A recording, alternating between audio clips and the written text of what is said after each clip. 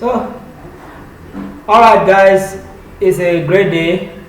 I welcome you to the second class, and today we'll be discussing about the nature of philosophy and the branches of philosophy. The first class was an introductory class into what is philosophy and what we do in philosophy and how does philosophy affects our life as an individual. And this class is a continuation of the first class. For you to always get a notification whenever I drop the video for the classes, you can just subscribe to this YouTube channel. Just click on the subscription button, and as soon as I drop the video for the classes, you always get a notification so you can download and watch, because philosophy is continuum, and if you miss a part, it might be quite difficult for you to get some aspects. So it's very much important that you watch the previous video before you listen or you watch this particular video. So when you understand what philosophy is, it will aid you. And like I said in the first video, this class is to complement what we do on the university platform, that is your LMS platform. And if you are watching this video for the first time and you are not a student of the University of Ibadan, this is a platform we teach philosophy and logic in the University of Ibadan. So it could help you as an individual, as a beginner in philosophy. So today we'll be discussing majorly the nature of philosophy and the branches of philosophy. So and also let me say it's important that you get the textbook for this course as a UI student at the university bookshop, so that you can always read and get more knowledge about it, about the course, and read deeper. So that is just what I would say. So the course is nature of philosophy. Like I said earlier, the nature of philosophy majorly is the quest for knowledge. You know, I told you that philosophy was gotten from two Greek words, which is philo and sophia, which is what? I love what? Wisdom. The love of wisdom. Philo means I love. Sophia means wisdom. So philosophy is the love of wisdom. So the fundamental nature of philosophy is the quest to know. Philosophers want to know. They want to know why things are that way. They want to know why things are done in several ways. They want to know how things exist majorly and how things are done. The reasons, the rationale, the underpinnings behind some of our actions, some of our deeds, and some of our the happenings in the universe. And just sum it up that the nature of philosophy is basically what? The quest to know. Now, what are the methods we use in philosophy? What are methods of philosophy? Now, I'll be listing some of the methods quickly. The first method is philosophical criticism. Philosophical criticism. You know, in the last class, I discussed that H.S. Tanilad defined philosophy as the criticisms of the ideas we live by. And when we say criticism now, criticism does not really mean when you cast a wrong judgment on something. When they say you should run a critique of an idea or run a critique of a work, you can bring out the strength. It's like bringing out the strength and weaknesses of that particular idea. Then when you bring out the strength and weaknesses of that idea, then you are able to think critically to see if the strength outweighs the weakness, or if the weakness outweighs the strength. Then it helps you to form a worldview. I discussed worldview in the last class, so I won't be going ahead to discuss worldview again. So one of the methods is what we do, what philosophical criticism, as a way of examining and re-evaluating our ideas and what we hold tenaciously. Then another method is philosophical argument. We use philosophical argument. You know, argument is when you have a set of premises that supports a what? A conclusion. So we have what we call philosophical argument. For instance, some of us, we argue so much, most especially, let's say, for people that love football, sometimes we just say, Messi is better than Ronaldo. Ronaldo is better than Messi. You know, those are just your conclusion. But in philosophical argument, we give premises to this. So why is Messi better than Ronaldo? Why is Ronaldo better than Messi? At that point, we are giving premises, ground, justification for our conclusion. You know, I told you critical thinking test for what? Logical coherence. You try to look at if those premises cohere and the facts that are available. So one of the methods is what we call what? Philosophical argument. We argue in philosophy to bring out our point. We don't just argue aimlessly. You know, some of you might believe that philosophers argue aimlessly or we are irrational. No. There is a point. There is a conclusion we are holding on to. We are only trying to give you premises. Those are ground for the justification of that conclusion. Are you getting my point? So another one is what we call the methodic doubt. The methodic doubt. This was a method used majorly by the English. Let me say, this was a method used by René Descartes, a philosopher, and he used the methodic doubt to come out with the certainty of what we call his own personal certainty of something that does not change. Now, René Descartes, in using the methodic doubt, let me briefly explain Descartes a bit now. You know, at some point, things are changing, and there was no particular things that was being held sacred as knowledge. So, in an attempt for Descartes to get an unchanging knowledge, he did something, we call it the methodic doubt. He doubted everything up to his own existence. He doubted that even him himself is existing. By the point of doubting, he got to discover one thing. And what he got to discover was that even when he is doubting, he still has the fact that he is thinking. That means the thinking self is still present. He knows that yes, he is doubting, yet he cannot doubt the fact that he is thinking that what he is doubting. So he came out with an axiom which is called cogito ergo sum, C-O-R-G-I-T-O, then ergo, E-R-G-O, then sum, S-U-M, cogito ergo sum. That means I think, therefore I exist. So the fact that I think, it means what? I exist. Although various scholars have come on board to criticize this particular idea, but then it's still something we hold tenaciously in philosophy. We call it the Descartes what? Methodic doubt. So it's a method of philosophizing when you what? When you doubt. We also have another method. We have the dialectic method. This was used majorly in philosophy by Socrates and Plato. Socrates and Plato used this method. This method is like a question and answer mode. When you know something, you know it.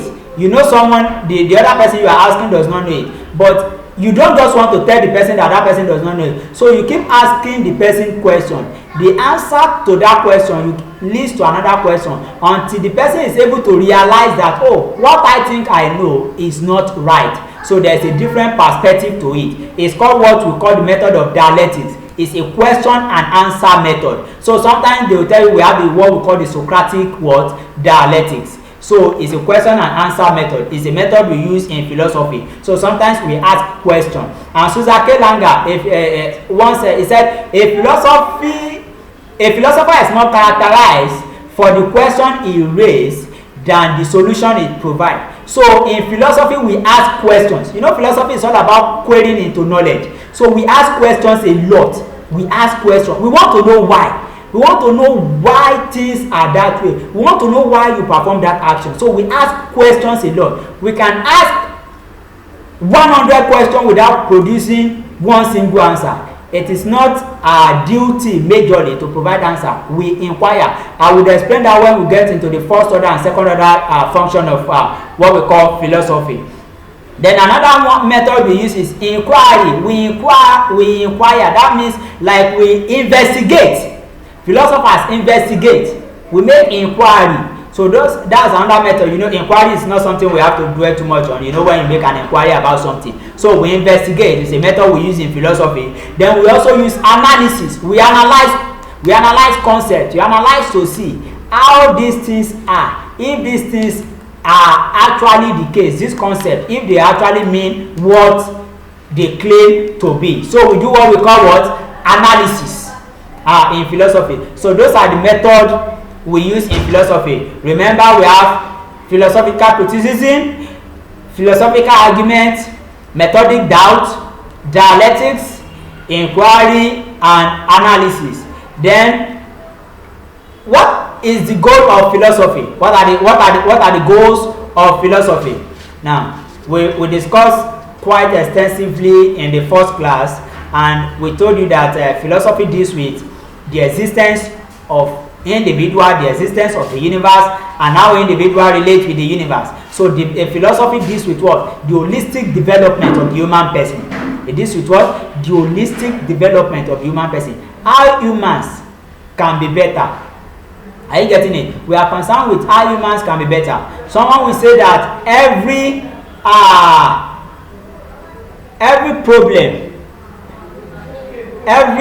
problem we have today, they were once a solution to a problem.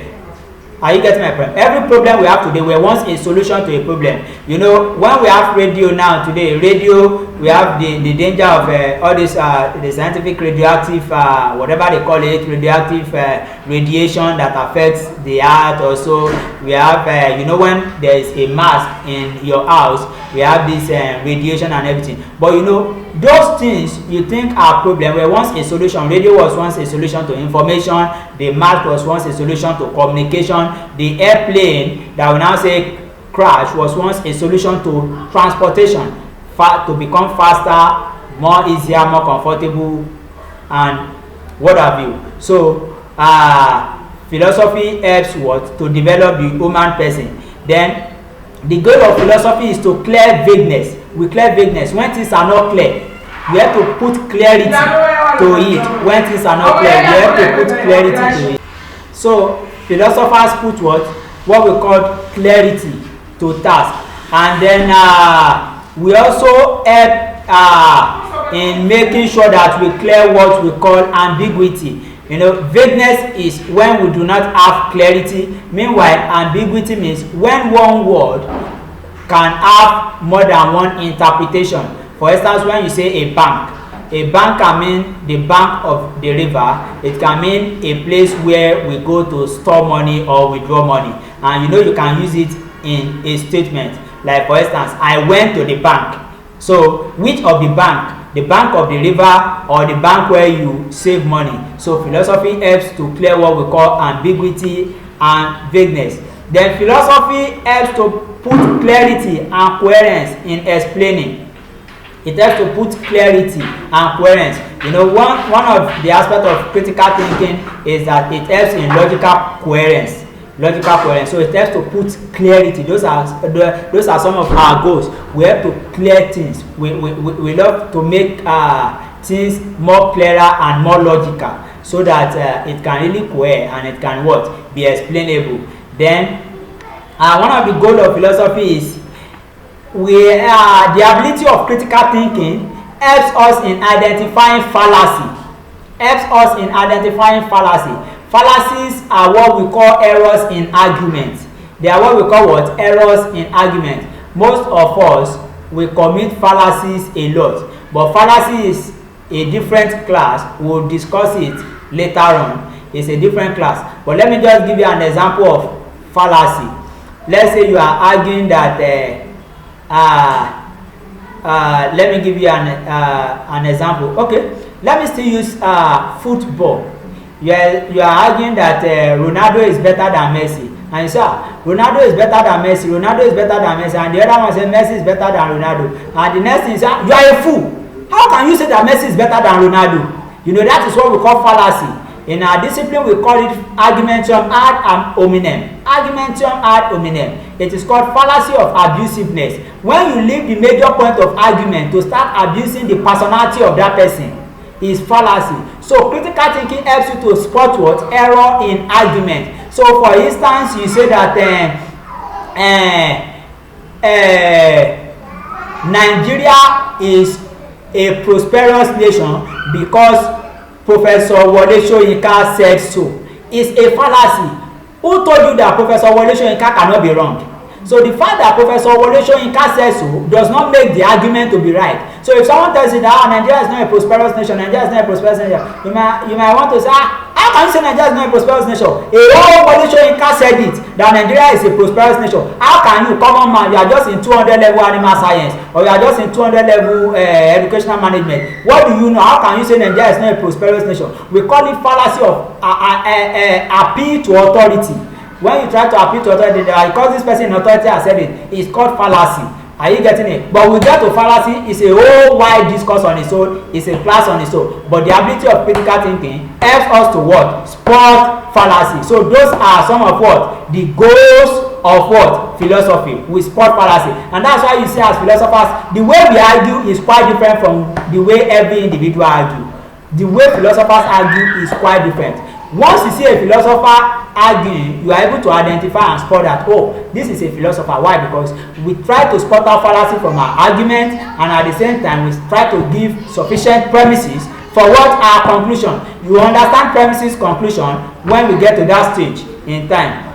Then philosophy helps to tackle what? Life problem, critical problems. In philosophy, we deal with so many life problems. We deal with the problem of abortion, the problem of euthanasia, we deal with the problem of corruption, we deal with the problem of global warming. We deal with so many human life problems in philosophy. You get to know that when we get through to those topics. You know, philosophy is a very interesting discipline. It's a whole wide discipline that you enjoy the class and you love to engage the class. That's just the beauty of philosophy. So we have to reason out human problems. We have to reason out challenges that are facing humans.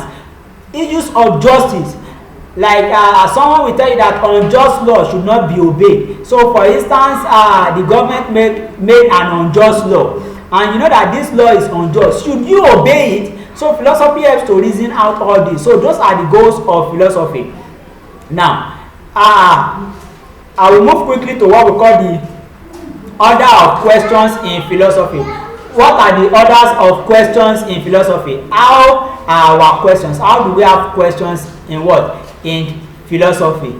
Let me say quickly that we have what we call the first order question, and we have what we call the what? The second order question. We have what? The first order question, we have the second order question. The first order question deals with all these questions where we ask about our own human nature, we ask about our life, we ask about our existence, how things are done in the universe, how things should be done, how things ought to be. Those are what we call first order questions, questions that relate to us, to our life, to our existence. So those are what we call the first order questions in philosophy. I hope you get that now. Then we now have what we call the second order question. Now, we call philosophy the queen of all discipline. We call it the queen of all discipline because philosophy interrogates into other discipline. We look into what? Every other discipline to be able to evaluate if what they are doing is right or wrong, or if they are on the right track. So at that point, we translate to what we call what? The second order question. We translate to what we call the second order question. So at the second order question, that is when we start to interrogate what we call the philosophy of science. We interrogate the philosophy of education, philosophy of law, philosophy of religion, various applied aspects of philosophy. We have philosophy of mathematics, we have philosophy of social science.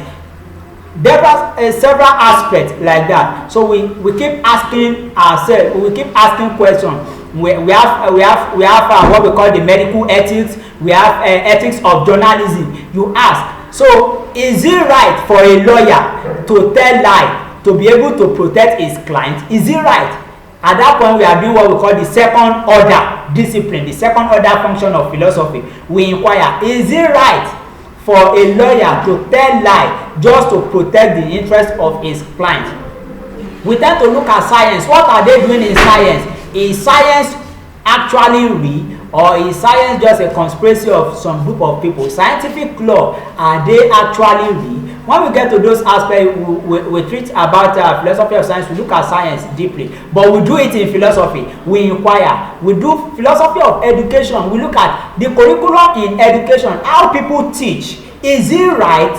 How is the teaching methodology? Are they okay? Can they transform the society? So at that point, it is what we call the philosophy as a second order discipline, when we inquire into the second order. And the last part of this class is what we call the branches of philosophy. Please and please, I will want you to pay very good attention to this aspect, the branches of philosophy. I want you to pay attention to it, because once we miss it at this point, we might have difficulties. We will not be returning to branches of philosophy again. We will only be making references to them later on. But we have to be clear now. We have to get those branches clear. Now, philosophy has 4 core branches. 4 core branches in philosophy. The first one is epistemology. Epistemology. You can check the spelling online or in your textbook, but let me just spell it. Epistemology. Epistemology. Epistemology. The second one is metaphysics. M-E-T-A, then physics. You know the spelling of physics now. M-E-T-A, physics. Metaphysics. The third one is ethics. Ethics. E-T-H-I-C-S. E-T-H-I-C-S. Ethics. And the last one is what we call logic. L-O-G-I-C. Logic. Those are the 4 core branches of philosophy. Don't mix it up any day, anytime. You can see where they mention that we have philosophy of education, philosophy of language, philosophy of science, philosophy of law, philosophy of religion, philosophy of mathematics, and those are what we call the applied branches of philosophy. That is when we are doing philosophy as what we call the second order. They are what we call applied branches of philosophy. Aesthetics is not part of the 4 core branches of philosophy. Aesthetics is the study of value and beauty. It is not part of the 4 core branches of philosophy. You might find it in your exam, and they might mix it up one way or the other and put aesthetics within it, or put philosophy of religion within it. We have just 4 core branches: epistemology, metaphysics, ethics, and logic. Are you getting my point? Now, what is epistemology? Epistemology is the study of the theory of knowledge. The theory, the scope, and the nature of knowledge. How do we know? How do we claim to know? And what are the justification words for our knowledge? Some will tell you that epistemology is what we call the justification for knowledge. Epistemology deals with what? Everything that encompasses knowledge. Epistemology is gotten from 2 words. We call it epistem. Epistem and logos. Epistem and what? Logos. Epistem means to know. Please note it down. You might come across it in your exam or in your test. Epistem means to know. Logos means theory. Epistem, to know. Logos means theory. It means that epistemology is what? The theory of knowledge. You know, most time we want to say that knowledge is a very wide aspect. Knowledge is a very wide aspect. And most time what we think we claim to know, we do not know it. Let me tell you one of the attributes of knowledge. Knowledge is unchanging. Knowledge does not change. Knowledge is universal. Knowledge is eternal. By the time we enter the problem of philosophy, you understand more about the problem of knowledge. Knowledge is unchanging. Knowledge is universal. Knowledge is eternal. So like I said in the first class, previously we used to say that the earth was flat, and now we believe that the earth is spherical. Does that mean that when they believed that the earth was flat then, and now that the earth is spherical, does that mean that what was believed in the past was knowledge? It was not knowledge. It was not knowledge, because knowledge does not change. When I claim to know, If I cease to know, it means I did not know in the first place. It's just like when you say that 1 plus 1 is equal to 2, and tomorrow we now say that 1 plus 1 is equal to 3. So 1 plus 1 that I know yesterday, that was 2, was it really knowledge? It was not knowledge. I do not know it. So knowledge does not change, and it is universal. So 1 plus 1 is 2 in Nigeria, must be 1 plus 1 equal to 2 in US, must be 1 plus 1 equal to 2 in Asia, must be 1 plus 1 equal to 2 in India, must be 1 plus 1 equal to 2 anywhere in the world. It is universal. So epistemology deals with what? The nature of knowledge. So when we go into the problem of epistemology, then I will be telling you the division of epistemology. We have the rationalist and the empirist. You know, some people believe that we cannot know anything. They believe that what? We cannot know anything, that knowledge cannot be arrived at. But I will not be going to that now, because we will still be dealing with them when we enter into the problem of philosophy. But you have to understand what epistemology means. It deals with what? An holistic study of what? The problem of knowledge. An holistic study of the problem of knowledge. So when we enter into the problem of epistemology, epistemological problem, we tell you about the rationalist, the empirist, we might have various conceptions, the realist, we have the realist, the dualist, and the likes. So we'll be going to that in the later classes. But for now, you have to understand that epistemology is what? The theory of knowledge. The second branch of philosophy is metaphysics. Metaphysics is the study of ultimate reality. Metaphysics is the study of ultimate reality. Everything that deals with reality, how the universe was formed, the constituents of the universe, are you getting it? Is all about metaphysics. The idea of God is under metaphysics. It deals with things. You see, when you say metaphysics, some will want to tell you that metaphysics is the study of the unseen. But metaphysics is both the study of the physical and the non-physical.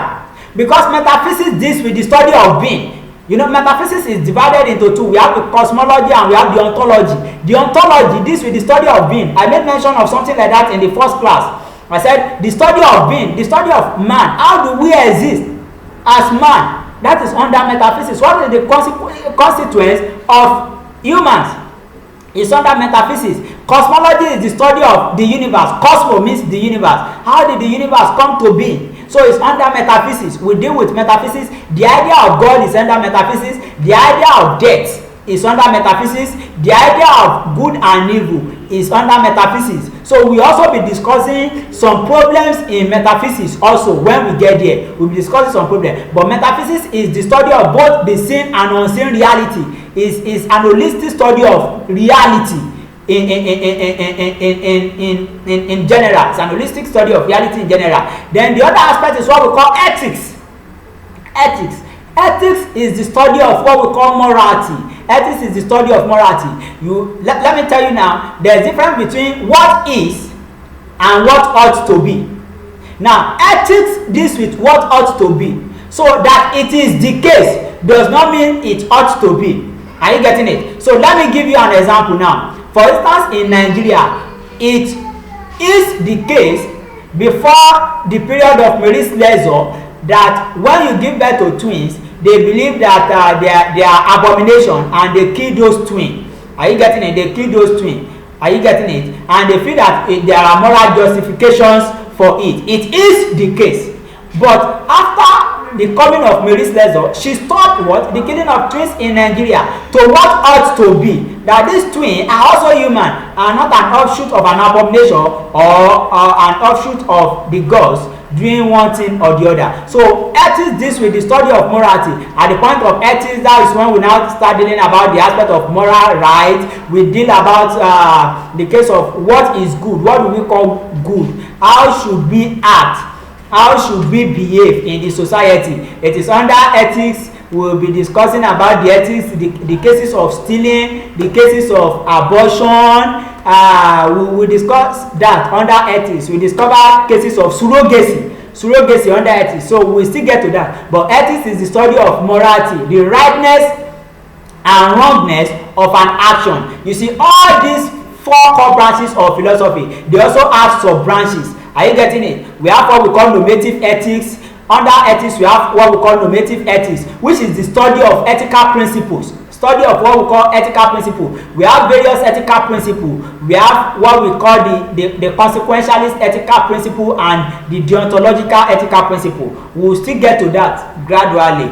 I'll check the scheme of work. If there are no spaces for it, the too much breakdown within the scheme of work, then I will have to treat it in the next class to let you understand. We have what we call the consequentialist ethical principle and the deontological ethical principle. Under that, we have different ethical theories, and at the same point, we have what we call the meta-ethics. We have meta-ethics, we have prescriptive ethics, we have normative ethics. It is under normative ethics that we have what we call the deontological and the consequentialist. We have meta-ethics where we discuss some ethical principles. So same thing, we have metaphysics has its own branches. I told you cosmology, ontology. The same thing I told you epistemology, we have rationalism, empiricism. And also, so you have to understand that. So ethics is the study of rightness and what? Wrongness of an action. Rightness and wrongness of an action. So the last one is what we call logic. The last one is what we call logic. Logic is the science of correct reasoning. Logic is the science of correct what? Reasoning. And that's why at some point you want to ask yourself that when you argue or when you talk, you want to tell people that is this thing logical? Does it really make too much sense to you? Why? Because it's the science of what? Reasoning. It's the science of judgment. You reason, you think, and you look at arguments. So it is with the science of reasoning. So under logic, we also have different aspects of logic. We'll discuss it. It is under logic that we'll be dealing with fallacies. That's when we'll be dealing with what we call fallacies. So that's that for that. Then now let me quickly do this. What are the functions of philosophy? What are the functions of philosophy? Now I've told you the branches of philosophy. Now what are the functions of philosophy? We analyze, we do analysis. I've said that, I've repeated that several times. We do analysis in philosophy. Those are some of our functions. Then we speculate, we think. Most especially in metaphysics, we think. For instance, when you speculate, you think about the idea of God, that wow, what could have led to the creation of the universe? Could it be God? Could it be this? Could it be that? So we speculate, we think, we reason. And we also prescribe. We do this in ethics. We prescribe that, okay, this moral rule, this moral standard is good. This moral principle is good. This moral law is good. You should follow it. We prescribe that, okay, let us follow this moral principle. Let us follow this moral law. Then we also have critical thinking. Critical thinking is, we use that mostly in logic. We do critical thinking in logic. So those are our functions. We do critical thinking in logic. So I just check for the next class. I discovered for the next class we'll be treating philosophical problem. Philosophical problem. So it's going to be a very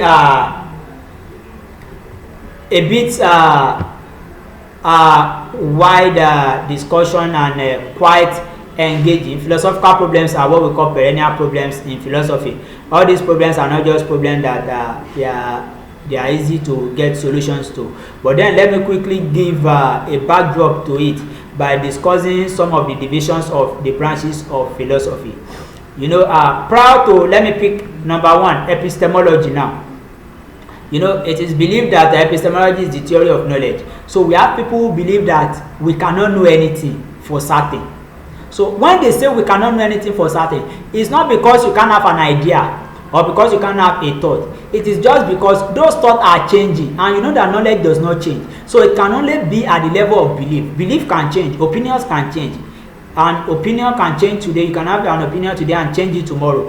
So when they say that we cannot know something for certain, it's not that they are trying to say that we can't know one or two things for certain, but they are trying to tell us that this knowledge are not universal and they are not eternal. And they are the people we call the skeptics. The skeptics doubt knowledge. They doubt the attainability of what we call knowledge. The skeptics doubt it, the attainability of knowledge. And in response to that, two different schools of thought came up.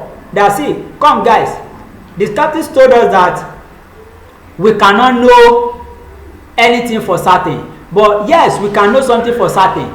The empirics came on board. It's a school of thought in philosophy, the empiricism.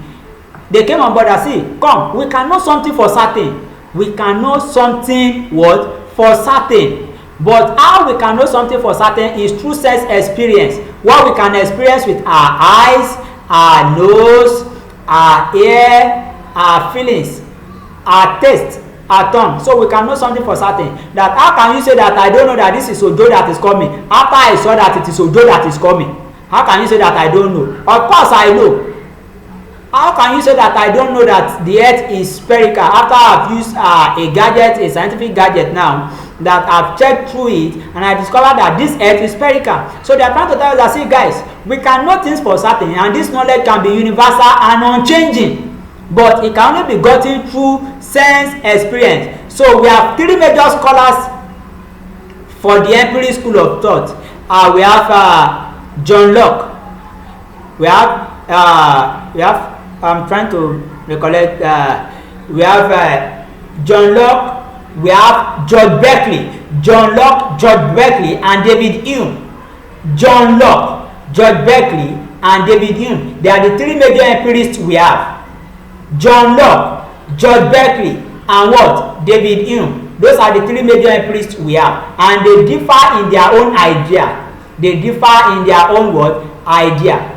For John Locke, he believed that the heart of man is a tabula rasa at birth. That means the heart of man, when they give birth to you, is a clean slate. Nothing is there. Your heart is clean. So it's a clean slate. Note this. It might come out in your exam. Who said the heart of man at birth is a tabula rasa? It is John Locke, a clean slate. John Locke. The heart of man at birth is what? A tabula rasa, a clean slate. So he said as soon as a child is born, the heart of man at birth is a tabula rasa, and the child try to acquire things based on what? Sense experience. The child sees, the child listens, the child tastes, the child feels, the child smells. So he begins to acquire knowledge. He begins to acquire knowledge and gets what we call knowledge. So with that knowledge can be gotten, true knowledge can be gotten what? Through what? Sense experience. Authentic knowledge is through sense experience. He said that experience is the bedrock of knowledge. He says experience is the bedrock of knowledge. Now these empirists are not denying that we can have knowledge through reasoning, but they said true knowledge that is unchanging, that is certain, the type of knowledge that the skeptics say that we cannot achieve, can be gotten through what? Sense experience. Are you getting my point now? So we also have what we call George Berkeley. George Berkeley, he said to be is to be passive. To be is to be passive. We call it SS passive.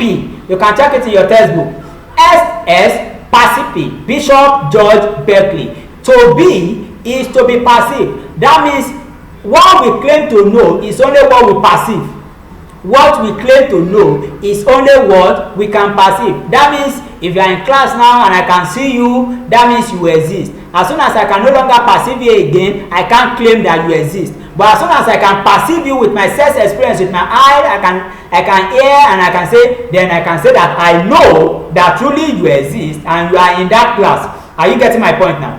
Now, then the last person, the last empirist is who we call David Hume. David Hume said, no impression, no idea. That we first have impression, that it is the physical impression that when you see something. So they are not saying that we can't know something through reason, that we can't think about it, but they are saying what is so certain, that is so sure, that can't change, is when we have knowledge that we can get through what?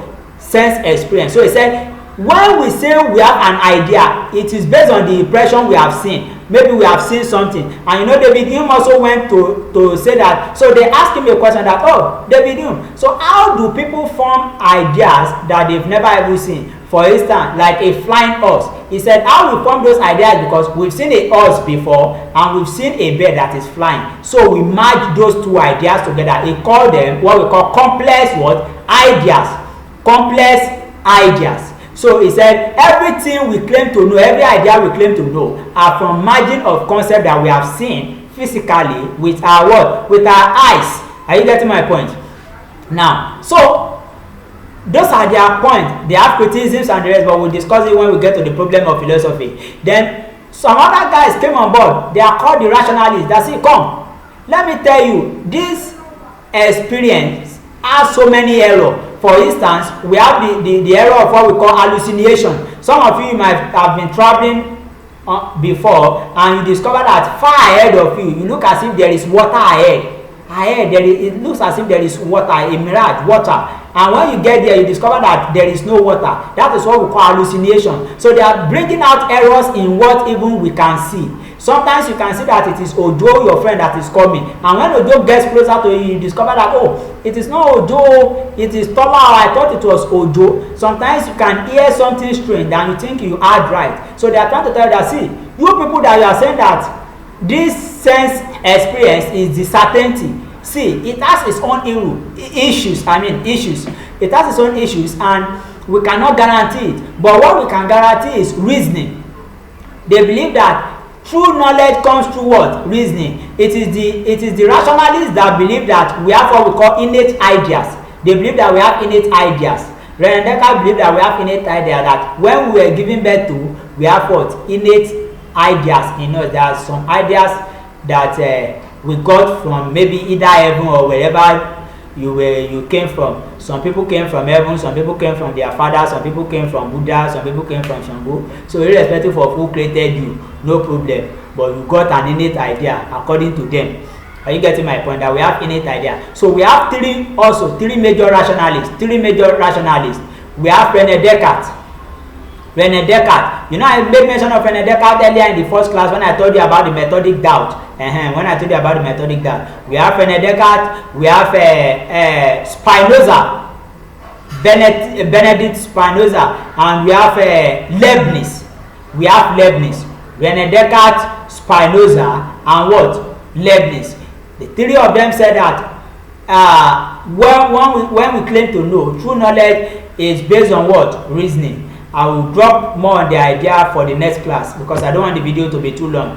Then on metaphysics, I told you is the study of reality already. I told you the study of reality. So we have so many issues of discourse. We have cosmology is the study of the universe. Ontology is the study of being. The study of being in the real sense of being. We call it the study of being qua being. Being qua being. That is what we call ontology. So it's the study of being. So we have several scholars under them, but when we enter into the problem, you get it much.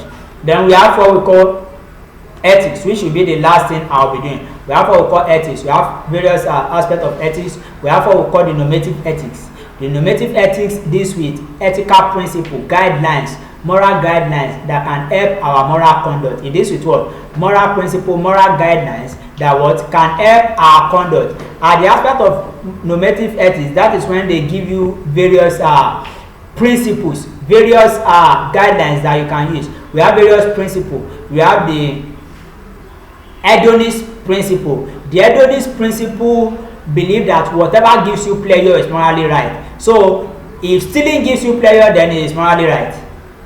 Are you getting my point? So they believe that, the hedonists believe that whatever gives you pleasure is what? Morally right.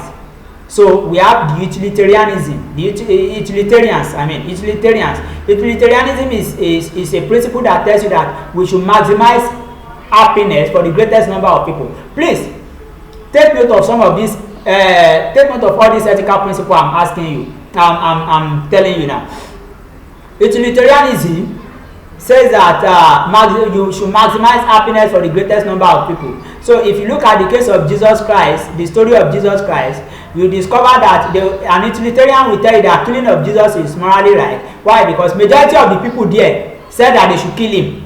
So you should maximize happiness for the majority of people. So they will tell you it is morally right. You know, utilitarianism has a link with a bit of democracy. Majority carries the vote. So if majority says that this thing is good, then we abide to it that it is good. And if majority says it is wrong, we say that what? It is wrong. That is utilitarianism. We have what we call egoism. Egoism says that man is naturally what? Self-centered. That as an individual, man is self-centered. Egoism is divided into two. We have what we call the philosophical egoism, and we have what we call the psychological egoism. I won't be going too deep into it today because I'm not really prepared for the class, but I just felt that before we enter problem of philosophy, I should just give you an insight. So I'll do more insight into it for the next class. The philosophical egoism says that man ought to be self-centered, that as an individual, you ought to be self-centered.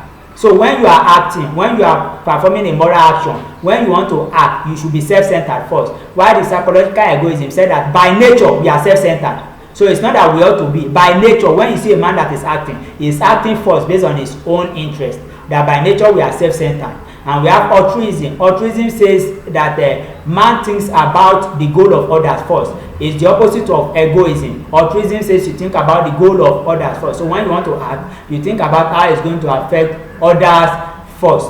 I've talked about hedonism, pleasure,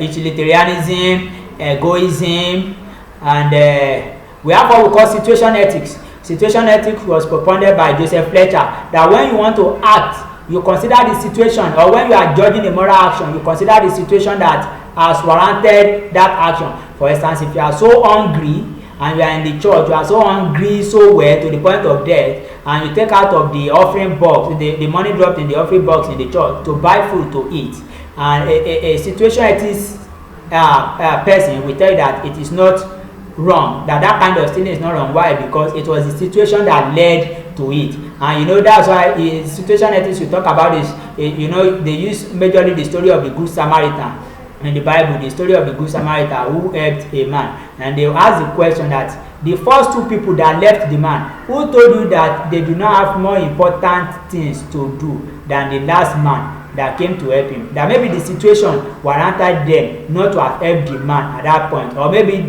they see that the thieves were still around. And you know, in this part of the world now, let me not mention country, when you even see someone dying on the road, you have to be careful for you to help that kind of person, because even if you help that kind of person and the person eventually loses his or her life, they might even charge you to be the one that has killed the person in this part of the world. So what if the situation has warranted them not to have helped the person? So we have situation ethics. You see all these ethical principles are listed. They are under what we call the consequentialist ethical principle, the consequentialist ethical principle. That means before you act, you consider the consequences of the action.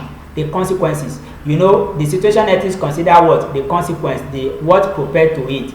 Hedonism, the pleasure, does it give me pleasure, the consequences of this action. Utilitarianism, is it pleasurable to majority, the consequences. Egoism, the consequence, does it benefit me, they are under consequentialist. The consequentialist theory is still under normative. We divide the normative into two, consequentialist and deontology. The consequentialists are still under what? The normative. So they are still under ethical principles. Are you getting it? But they consider the consequence of your action first. While the deontology believe that we must follow the rule irrespective of what? The consequence. Deontology means rule. Rule. Under deontologists, we have the Kantian categorical imperative. Kantian categorical imperative and Rose prima facie. Rose what? Prima facie. And we have what we call rule utilitarianism under deontology. Rule utilitarianism. I won't be going too deep into it for now. But the Kantian categorical imperative says duty for duty's sake. So if the law says that you must go to work by 8 o'clock, even when you are dying, you ought to go to work by 8 o'clock. You must follow the rule irrespective of the consequences. You must go what? By the rules. And you know, the proponent is who we call Immanuel Kant, and he lived his life based on that. You know, Immanuel Kant lived a kind of life that they use Immanuel Kant to set the clock. So Immanuel Kant, if he passes in front of your house today by 10 a.m., if he's passing tomorrow, go and check the time, it's 10 a.m. Immanuel Kant was going to work. The only time they went to work and they didn't see Immanuel Kant, they went to his house, they found him dead. So it follows what? The rule to the letter. But we'll be discussing those things later. I believe you've been able to understand some of the things I've discussed. Like I said, if you have any question, you can always ask me via 07039587205. This will help you and guide you in your journey of philosophy. Remember to attend classes on the University LMS platform. Remember also to read your textbook, and also do well to subscribe to this channel so that you can always get notification as soon as I drop the videos for the classes, and you can share it to your friend. It could be beneficial to your friend, or they could easily search on YouTube, that is your philosophy tutor on YouTube, to subscribe to the channel so that they will also benefit from the class.